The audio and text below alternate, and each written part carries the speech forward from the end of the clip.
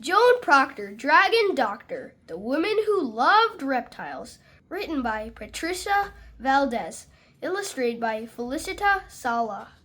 Back in the days of long skirts and afternoon teas, a little girl named Joan Procter entertained the most unusual party guests.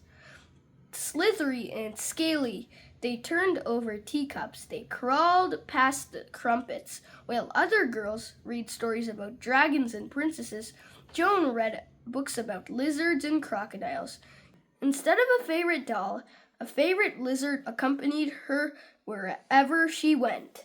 Each day after school, Joan retreated to her bedroom where she studied lizards, snakes, and turtles. She took careful notes just like a scientist. And on the days Joan was too sick to attend school, tiny toes and eager eyes cheered her up. The reptiles were quiet and watchful, just like Joan. For her 16th birthday, Joan received a most curious gift. A baby crocodile! She tied a little ribbon around his waist and took him for a walk. She even brought him to math class one day. The students shrieked. The teacher recoiled. Apparently, crocodiles were not welcome at school. When Joan grew older, she skipped the parties and dances with her friends. Instead, she sought out the Curator of Reptiles and Fish at the Natural History Museum.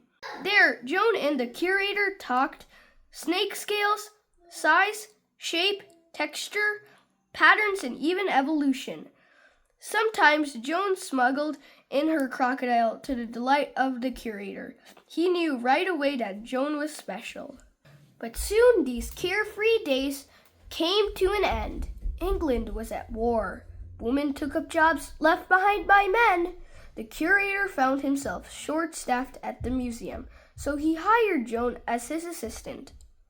Joan flourished at the Natural History Museum as a scientist. She surveyed the museum's vast collections and published research papers on pit vipers and pancake tortoises.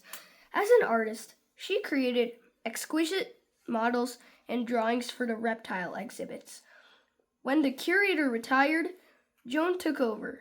Men returning from war were surprised to find a woman in charge, but times were changing, and Joan was leading the way. A few years later, the London Zoo decided to replace its old, outdated Reptile House. The zoo director asked Joan to design a new home for the animals. Joan knew exactly how to keep reptiles happy. She added elaborate lighting and state-of-the-art heaters that provided hot spots to keep the cold-blooded animals warm. She brought in plants and created artwork that mimicked each animal's natural environment. Joan took extra care designing one enclosure in particular. By this time, stories had emerged of a fierce man-eating lizard with a long forked tongue living on the faraway Indonesian island of Komodo. It was rumored to be 30 feet long, faster than a motor car, stronger than an ox. They called it the Komodo dragon. The stories didn't frighten Joan. She dreamed of studying the dragons up close. On opening day of the new Reptile House, visitors packed the zoo. They gawked at the geckos, they peered at the pythons, and they marveled at the monitors. But when they reached Joan's special enclosure, they gasped. 2 7-foot-long lizards stared back at them. Real-life dragons! Although the visitors were thrilled, Joan was concerned. One of the Komodo dragons, Sumbawa, did not look well. To the shock of the zoo guests, Joan entered the enclosure. She moved Sumbawa to the reptile clinic with the help of 6 nervous keepers. The dragon let Joan clean a sore in his mouth with no fuss at all. In fact, he thanked Joan by licking her face. Joan thought Sumbawa was brave. The keepers thought Joan was brave. News of Joan and the Komodo dragons spread. Reporters flocked to the Reptile House with questions. Had she ever been bitten? Was she afraid of the dragons? What kind of woman runs a reptile house? Joan wished the reporters would ask about the animals instead.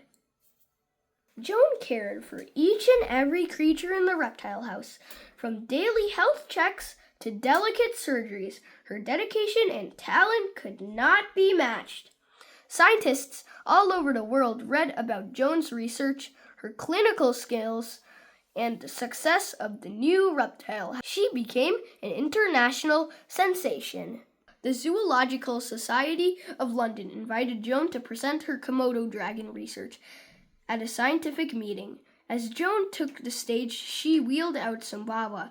Sitting freely atop a large table, the audience squirmed in their seats. Joan stroked Sumbawa's head and fed him a pigeon. He ate it in one gulp. Sumbawa wandered through the audience as Joan explained that the reports of Komodo dragons were greatly exaggerated. They could grow up to 10 feet, not 30. They ran fast, but not as fast as a motor car. They could be fierce, but they were mostly gentle. When Joan finished her presentation, Sumbawa returned to her side. The audience erupted in applause. Joan's passion for reptiles never waned for the rest of her life. She could be found walking or riding through the zoo with Sumbawa by her side. And just like when she was a little girl, Joan often hosted children's tea parties at the Reptile House with her scaly friends. Sumbawa was the guest of honor. The end. Thanks for watching. Click like and subscribe for more story videos.